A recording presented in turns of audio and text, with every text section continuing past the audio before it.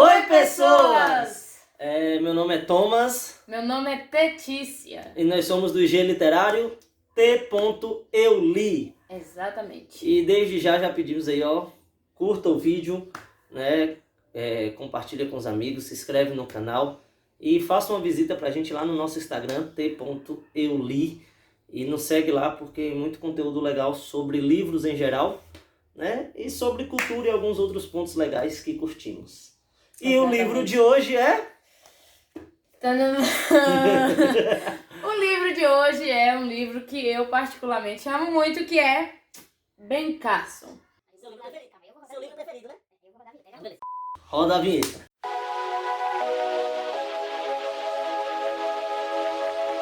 Ben Carson é esse cara aqui que tá aqui. No caso, esse aqui é ele há muitos anos atrás, porque hoje ele já é um idoso.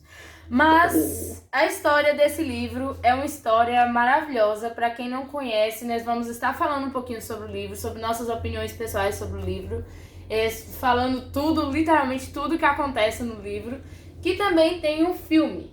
Para começar, como esse livro é mais do meu estilo literário, é mais um livro que eu gosto de ler, o que você acha da história? O que você acha, assim, do fato do livro ser uma biografia, da história da pessoa? Eu acho interessante biografias, gosto de biografias, e Ben Carson tem uma história fascinante, né? Todo o desenvolvimento de menino pobre, negro, em pleno uma segregação racial que existia nos Estados Unidos no século passado, né? E dentro de todo esse contexto, ele conseguir se tornar o maior neurocirurgião de todos os tempos, mostra que realmente existe uma força de vontade, existe uma busca pelas oportunidades, uma quebra de desafios, uma quebra de preconceitos e de conceitos sociais para ele conseguir chegar onde chegou. Então, recomendo para todos, que sem dúvida é uma história fascinante e motivadora. Esse livro, ele é um livro, falando do livro em si, ele é um livro que é lançado pela CPB, né? E a CPB é a Casa Publicadora Brasileira, e ele é um livro curto, olha só, ele é fininho, ele tem 222 páginas, porém, por ser um livro história, por ser uma narração continuada, a gente lê muito, muito rápido, ele tem só 22 capítulos. Mas então, ele começa na história de Ben, que no caso é Benjamin Carson, começa na história dele pequeno, dele criança, conta muito da história dele com o irmão dele, da história da mãe dele, que também entra aí como uma personagem maravilhosa nesse livro.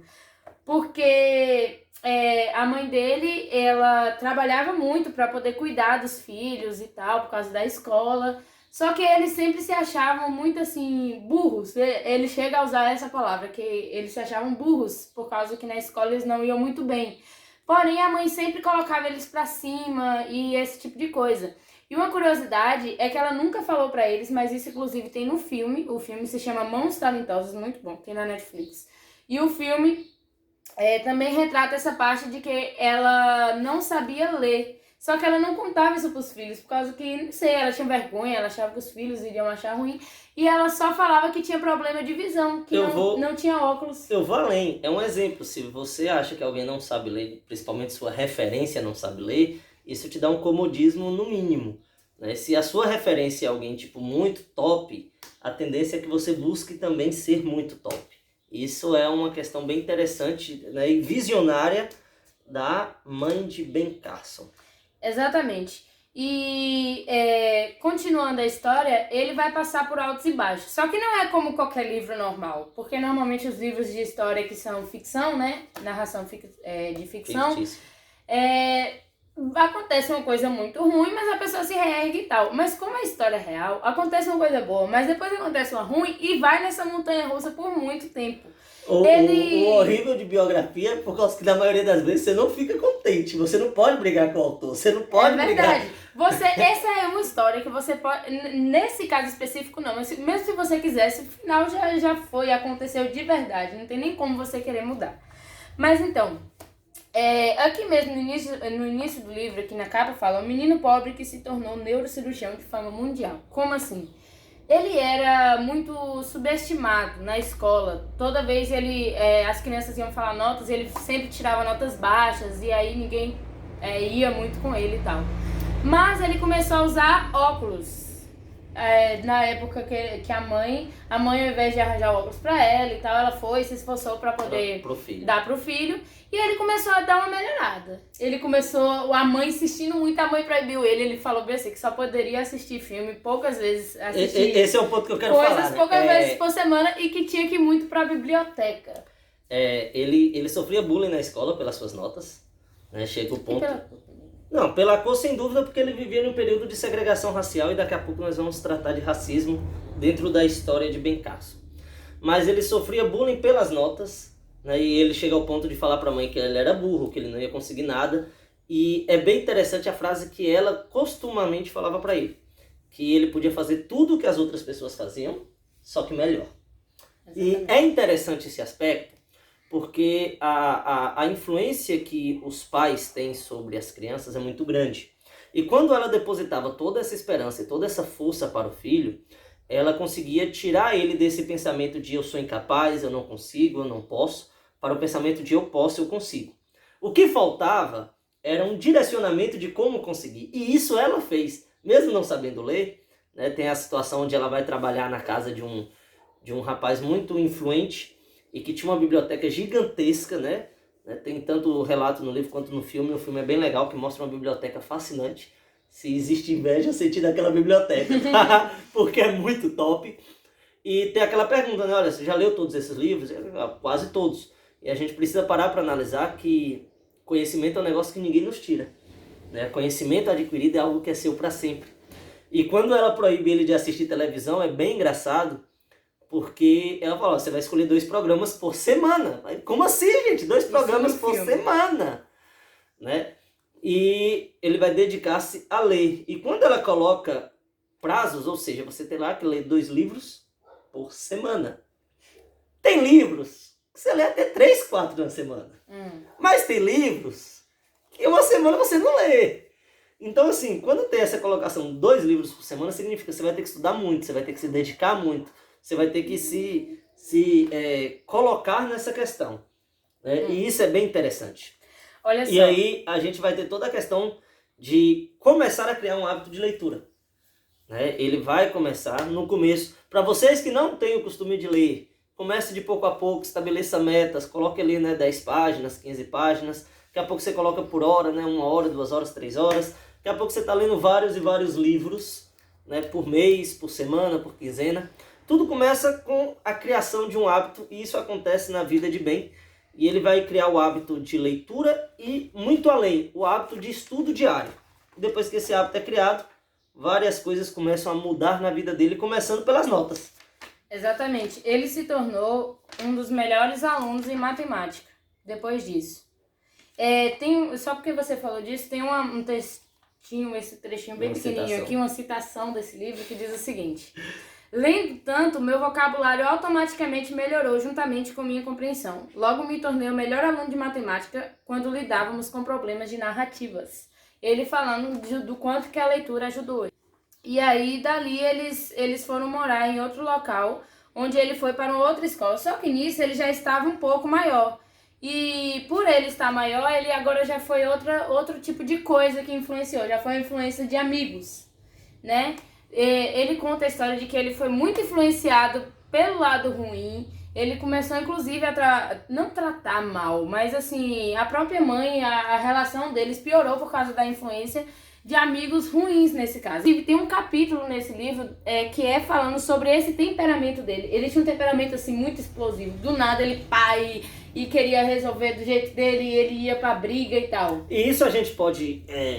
destacar não apenas pela situação pessoa Bencasso, mas pelo aspecto socioeconômico que existia na época. Nós estamos falando aí lá na década de 70, 60, onde a segregação racial era muito forte nos Estados Unidos. Inclusive tem a série Todo Mundo Odeia o Chris, que representa bem legal esse aspecto da segregação. Então tinha escolas de branco, escolas de negro, ônibus de branco, de negros. E o Bencasso ele estudou em escola mista, que era algo muito complexo na época, porque existia uma valorização da pessoa de pele branca e existia automaticamente uma discriminação muito forte à pessoa de pele negra. E você ter na mesma sala de aula brancos e negros, essa segregação era muito forte. Inclusive tem um episódio onde Ben se destaca e quando vai lá para frente, né, no auditório de toda a escola, onde vai ser ali homenageado os melhores alunos, no discurso não é elogiando Ben Carson pelos seus excelentes resultados. É, de certa forma, reclamando, questionando os brancos porque deixaram um aluno de cor negra ter resultados melhores. E imaginem a situação de você estar na escola, ser o melhor aluno da escola, em vez de você receber os parabéns por isso, você vê reclamações dizendo, olha, por que ele é bom? Isso para vocês é um motivo de vergonha. Vocês deveriam ser melhores. Vocês deveriam mostrar como ser melhor, e não ele, porque ele é negro. E todo esse tipo de atitude, quando vai sendo voltado para a pessoa de bem, não é uma questão onde ele vai agora se revoltar. Eu acho que ele tinha todos os motivos do mundo para se revoltar, mas ele sempre foi orientado pela mãe. Inclusive tem uma citação muito interessante nesse livro, quando ele vai dizer que ele olhava para o preconceito e a mãe sempre ensinou ele a trabalhar o preconceito sendo o melhor. Ou seja, as pessoas, por mais que sejam preconceituosas, vamos ler aqui, olha. Embora tivesse dito um pouco diferente, minha mãe havia me dado o mesmo conselho quanto ao preconceito. Benny, realmente não importa qual a sua cor. Se você for bom, será reconhecido. Porque as pessoas, mesmo que sejam preconceituosas, irão querer o melhor. Ser o melhor deve ser o alvo da sua vida. E ele ainda diz aqui, né? Eu sei que ela estava com a razão. Então, esse era o objetivo dele, ser o melhor. Era ser o maior. E por mais que ele sofreu muita discriminação racial, por mais que ele sofreu muito bullying, depois que isso se torna para ele como objetivo de vida, ele com certeza se supera muito, chegando onde chegou, passando por tudo que passou, né? É o grande exemplo, né, a ser seguido. Se hoje nós queremos lutar, enfrentar o preconceito racial que está muito em alta e é inaceitável que em pleno o ano presente de 2020, na sociedade dita desenvolvida que vivemos, é inaceitável preconceito racial. É inaceitável o racismo, é inaceitável o preconceito de gênero e qualquer tipo de preconceito. Precisamos ter respeito, precisamos ter cuidado pelo ser humano. E a história de Benjamin é bem interessante para mostrar esse aspecto. Ele queria ser o melhor. E acredito eu que seja uma forma bem interessante de lutar contra o racismo, mostrando o melhor do ser humano, independente da cor de pele. O melhor neurocirurgião do mundo, um negro. O melhor escritor brasileiro de todos os tempos, um negro. O melhor músico brasileiro de todos os tempos, um negro. E isso é muito interessante ser mostrado, estudado, pesquisado. Nós temos Machado de Assis, nós temos aí Carlos Gomes, nós temos aí pessoas como Luiz Gama, como André Rebouças e todos os outros grandes negros, importantíssimos para a nossa sociedade, que deram as bases para a nossa sociedade e que são os melhores. Depois, lógico que o racismo e todo o preconceito continuou com ele a vida toda, mas só que depois disso, depois desse fato dele ter dado acidentalmente, não foi acidentalmente, foram provocá-lo e ele ficou nervoso, foram falar das roupas dele e ele foi e tentou dar uma facada no rapaz, mas pegou no cinto. Isso foi proteção de Deus, porque não sei como não, mas pegou no cinto e quebrou o negócio. Mas agora, nós temos assim um salto, o livro começa a mostrar assim já no próximo capítulo, ele já mais adulto, ele tentando entrar em uma faculdade, ele tentando um trabalho e tal. É tudo muito difícil, mas até que ele consegue. Por quê? Por causa que através dos estudos, ele sempre se esforçava para ser o melhor. E isso todo mundo foi vendo, que ele era o melhor, E ele conseguiu entrar em uma universidade, ele conseguiu estudar muito tempo e tal, na área da neurocirurgia. Ele conseguiu uma residência em um hospital, assim, que tinha poucas vagas, tinha 2 vagas. E aí na entrevista, inclusive isso mostra no filme, na entrevista perguntaram assim pra ele, por que você quer entrar? Por que você quer estudar o cérebro humano? E aí ele foi e falou que é por causa que o cérebro é um milagre. Porque os médicos estudam e tudo, mas tem coisas que eles ainda não sabem. Que o funcionamento do cérebro é um milagre. E por isso ele é aceito para fazer essa residência e tal. E ainda na questão da faculdade, dos estudos, tem um episódio que eu achei maravilhoso aqui no livro, que também fala muito dessa questão de Deus, da confiança e tal. Teve um tempo em que ele até pensou em desistir por causa de uma matéria chamada Química. Que pra ele, Química... O terror de muita gente. Química era muito difícil, ele sempre se dava bem em tudo, menos em Química. E aí ele estudava, mas é que ele não entrava na cabeça dele. Mas aí ele se esforçava, ele achava que era o máximo dele, né? Mas então, ele ia ter uma prova, mas ele pegou no sono, não deu tempo, assim, ele no meio dos estudos, assim, não deu tempo de estudar direito, ele dormiu.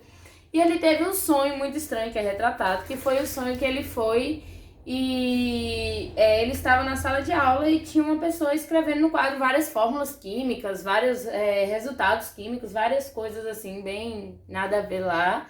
E aí ele tava olhando aquilo e tudo, e aí pensa que não, a pessoa desaparece. E aí quando ele tá perto do quadro, ele olha pra trás, ele vê a mãe dele fala assim, continua, você consegue continuar sem olhar o livro, tá tudo aqui na sua cabeça. E aí ele continua as fórmulas, e aí quando ele acorda, as fórmulas estão na cabeça dele, muito frescas, nítidas. E aí quando ele chega na escola, na faculdade no caso, vai ter a prova, ele recebe a prova, e quando ele abre a prova, eram as mesmas fórmulas do sonho dele. Tudo que ele sonhou eram respostas da prova.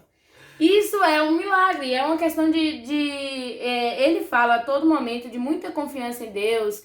Ele fala desde lá do início, de quando o pai abandonou, de quando teve o episódio lá que ele deu a facada na pessoa, que ele vai pro banheiro, ele chora, ele canta uma música, ele agradece a Deus por estar vivo, por não ter acontecido nada. Então, a todo momento, ele é muito grato a Deus, inclusive pela mãe dele, nesse sentido. E tem um ponto interessante que tanto ele quanto a mãe dele sempre vai estar salientando, né? Ela fala quando ele era criança que o sonho dela não era que ele fosse... ela ainda vai usar o termo assim, né? Se você não estudar, você vai ser alguém que vai passar a vida toda limpando o chão para os brancos. Aí ela fala, esse não é o meu sonho para você, nem o sonho de Deus para você. Né? Se você permitir, Deus vai... fazer coisas grandes em sua vida e você vai ser luz. E esse é um ponto interessante, né? O permitir que Deus faça algo de grande na nossa vida. Deus ele tem sonhos maravilhosos para cada um de nós, mas depende muito do que nós permitimos que Deus faça na nossa vida. E o livro trata, né, e Bencasso em toda a sua vida, em todas as entrevistas sempre, ele trata Deus como uma pessoa íntima dele. Né? Deus é alguém que ele conhece por experiência, não é por ouvir as histórias dos outros. Ele mostra claramente, né, tanto está no livro quanto no filme, a experiência com Deus. Né? Deus sendo uma pessoa ativa em sua vida, Deus sendo um amigo, Deus sendo aquele companheiro. E de fato isso é interessante, porque Deus ele quer viver conosco como companheiro, como amigo. Deus quer ser participante ativo da nossa vida. E nós precisamos permitir que Deus seja Deus em nossa vida, e não apenas uma história que ouvimos falar ou um personagem que ouvimos e não conhecemos. E isso é bem interessante como é tratado a pessoa de Deus na história da vida de Bencasso. Nesse hospital, ele ainda era residente, porque tem todo um processo e tal, mas ele estava se saindo muito bem. E teve um episódio que, inclusive, no filme retrata, e é bem, assim, legal no filme essa parte, em que chega uma pessoa precisando de uma cirurgia na cabeça, no caso, de um neurocirurgião. E ele é apenas um residente. E aí todo mundo tá lá e não tem nenhum médico na hora. Aquela apreensão, e agora o que a gente faz? Não tem nenhum médico, aí tem a secretária ligando pra todos os médicos da região por ali e tal, não tem. Aí a secretária chega pra ele e fala, tipo, vai lá, é você. Chegou sua hora. Chegou sua hora. A oportunidade tá aí. E aí ele vai, assim, ele ora a Deus, mostra ele se vestindo e tal, é bem legal a cena do filme, no caso. E aí ele vai e ele faz a cirurgia. E dá tudo certo. Aí depois o general lá, o general não. O general foi ótimo. O chefe da residência. Isso, o chefe ali da residência, o chefe do hospital, chama ele. E aí com uma cara bem feia, chega pra ele e fala tipo, você viu o que você fez? Você poderia ter afundado o nosso hospital. Se esse homem morre, você não tem autorização pra estar fazendo cirurgia. Você ainda não fez um negócio lá que tem que fazer pra poder fazer a cirurgia. E aí ele fala tudo isso e aí Bencasso fica tipo assim, Você despedido. Aí Acabou no minha final residência. ele chega e fala bem assim, ó. Parabéns, você fez a coisa certa. Você fica aqui de casa assistindo ou lendo, você fica tipo assim, muito massa. Lendo melhor do que assistindo. Exatamente. Livros sempre melhores que filmes. Depois de alguns anos, ele trabalhando na pediatria, no caso na neurocirurgia pediátrica, Chegou então o grande caso da vida dele. chegou então o grande caso pelo qual ele é conhecido até hoje, que foi o caso dos gêmeos siameses da Alemanha. Imagina só, ele morava lá nos Estados Unidos, certo? E aí ele foi chamado para ir até o hospital da Alemanha porque tinha duas crianças que nasceram siamesas, que são crianças que nascem grudadas. Só que essas nasceram grudadas pelas costas e pelo crânio na parte de trás. Então, ou ele daria algum jeito, ou as crianças teriam o resto de vida, muito provavelmente curta, sem ver a outra, sempre deitada. O tipo de cirurgia era algo muito arriscado, porque crianças sangram, crianças têm vasos sanguíneos, adultos também têm, mas as crianças são mais sensíveis. E aí ele passou 5 meses de preparação. E ele orando a Deus, tentando entender como é que pode fazer para poder não sangrar. Porque se sangrasse muito, daria uma hemorragia ali, teria uma complicação muito grave e uma das crianças iria morrer. E até esse dia da cirurgia, no caso foi 22 horas, passou de um dia para o outro, mas até esse dia da cirurgia, nenhuma cirurgia de gêmeos siameses, os dois sobreviveram. Sempre morria um. Mas ele usou de uma técnica que foi uma coisa tão simples assim. Hoje a gente olha, a gente fala muito simples, mas imagine para ele que descobriu isso. Ele analisando, ele conversando, ele nem dormia direito e a mulher sempre tentando ajudar. Nesse caso ele já era casado, também tem um romancezinho assim por trás da história. Ele viu a mãe fechando uma torneira. E aí a torneira parava, pingava a última gota e parava. Aí ele fez a analogia, ele precisava que o sangue parasse de escorrer. Então o que ele fez? Ele pensou, se os bebês desligarem, não vai sangrar. Não vai ter fluxo sanguíneo. Então ele pensou o quê? Se a gente parar o coração da criança, meio que não matar. Se parar o coração da criança, não vai sangrar. E aí ele conversou com toda uma equipe de médicos, cardiologistas e tal. E conta aqui no livro também que foi uma cirurgia, foi uma mega produção. Tinha muita. Eles descobriram como é que colocava 50 pessoas dentro de uma sala de cirurgia, porque tinha 2 equipes de cada coisa para cada bebê. Entenderam?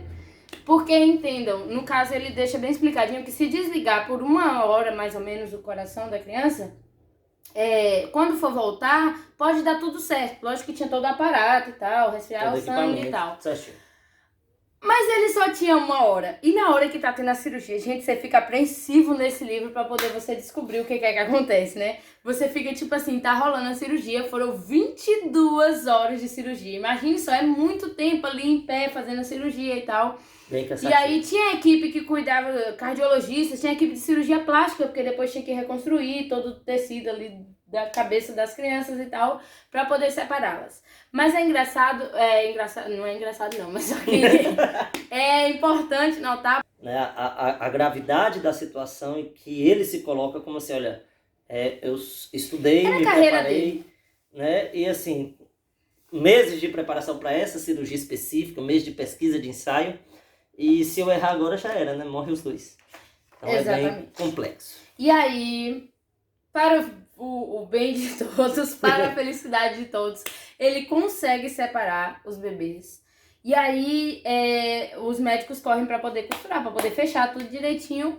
E aí é muito legal na hora que ele termina a cirurgia e ele vai falar pros pais. E aí ele chega e aí os pais estão naquela apreensão. Imagine só, separando 22 horas lá e tal. Aí na hora que ele chega, ele vira assim e fala bem assim, qual dos bebês você quer ver primeiro? Que quer dizer que separou e tá os dois vivos. Que ele já fez mais cirurgias do tipo. Ele já separou mais 5 pares de crianças que estavam juntas. E foi graças a ele. Imagine, toda vez que nascesse o bebê junto, um morresse. Entendeu? Graças a ele houve um... É lançado pela CPB em português aqui pra gente. Mas é um livro muito bom. Ele conseguiu separar os bebês. Essa foi uma vitória, assim, que ele ficou reconhecido. Só que, porém, além de tudo, ele é uma pessoa muito humilde. né? No livro ele deixa isso bem claro. Ele deixa conselhos para pessoas. Ele não está tentando se exaltar por isso, ele está tentando alcançar as outras com a história dele. Porque eu tenho certeza que se fosse um menininho branco, que foi de família rica, que estudou e que descobriu isso, não teria o mesmo impacto social que tem. Lógico, ele viveu no período da segregação racial. Ele viveu em um dos períodos muito conturbados da história da América, no aspecto de crise sociológica, crise racial. É uma batalha bem interessante. A maneira que ele luta contra o racismo, a maneira que ele luta pelos seus ideais é incrível. Vale ressaltar, né, que hoje ele tem 27 títulos de doutorado, né, é alguém extremamente qualificado, né, só o fato de ter Hoje 27, ele é professor de neurocirurgia, cirurgia plástica, oncologia e pediatria. Com 27 doutorados, filho, isso aí respeita, viu? São 27 doutorados. Ele é muito famoso por isso, ele também é autor, os outros 2 livros dele foram best-sellers. Mas são livros, são coisas que a gente vê que ele prosperou.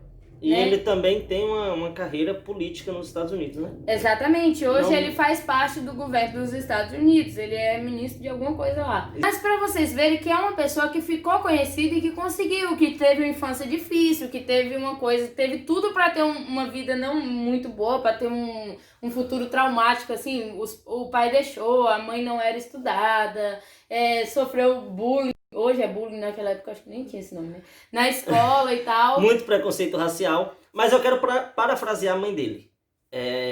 Você que está assistindo a gente, você pode fazer o que qualquer pessoa faz. E pode fazer ainda melhor. Depende de confiança em Deus e esforço. Sucesso, ele é a junção de intervenção divina, e Deus nunca falha, e de esforço humano. E isso aí fica bem nítido na história de Ben Carson. Se esforçar e confiar em Deus e confiar que Deus vai te guiar para o melhor, sem dúvida, são as receitas para o sucesso. E como a mãe dele sempre disse para ele, eu digo para vocês podem fazer qualquer coisa que qualquer um faz e ainda podem fazer melhor. Pode ser que tenha alguém aí nos assistindo que sonhe em ser um neurocirurgião. Vocês podem ser ainda... qualquer área, principalmente da medicina. Vocês podem ser ainda melhor que Ben Carson. Vocês podem fazer o que ele faz e ainda melhor. Só depende de confiar em Deus e se esforçar muito. E fazer o seguinte, aqui ó, sonhar alto e usar nossos talentos não significa que não teremos dificuldades ao longo do caminho. Teremos, todos nós. A maneira como encaramos esses problemas determina como terminaremos. Então, todos teremos problemas, assim como ele teve. E a história dele, gente, parece que nunca vai dar certo. Mas é a maneira como encara o problema que muda todo o cenário, toda a situação. Sem dúvida, fantástico. Leiam, super recomendado. É o livro preferido de Letícia. E o seguinte... peraí. Se você já leu... Você deixa aqui pra gente seu comentário, se a gente, sei lá, manda aí alguma coisa. O que você acha do livro, se você não leu... pretende ler também, deixa aí o seu comentário. Se você gostou do nosso vídeo, a gente tá começando. Se você tem alguma dica pra poder nos dar aqui nessa jornada que a gente tá começando, também pode deixar aí e não esquece de nos seguir lá no Instagram. Segue no Instagram, dá o like, se inscreva no canal e compartilha pros amigos. Manda pros amigos que eu tenho certeza que é uma história Exatamente. Agora inspiradora. 1, 2, 3. Eu li e você vai ler?